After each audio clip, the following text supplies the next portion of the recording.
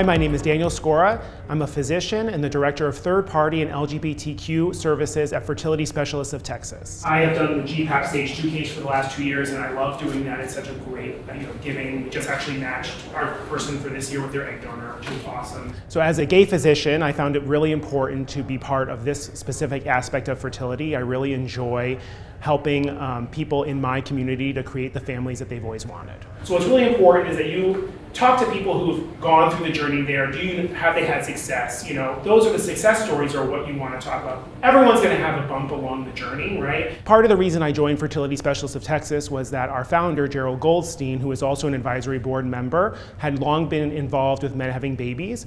And immediately upon joining the practice, I thought it important to make myself a part of that organization.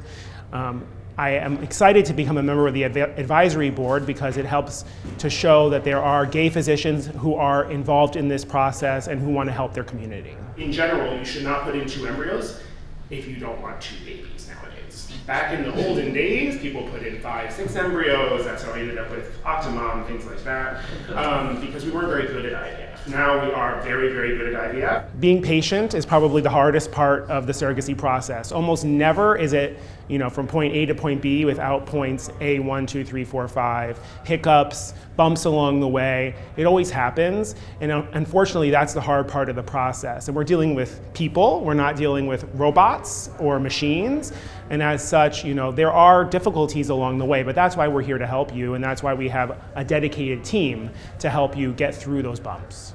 Twin pregnancies are higher risk pregnancies. They're higher risk of things like preterm delivery. That's the highest risk. I think gathering as much information as you can is the most important piece of advice I can give.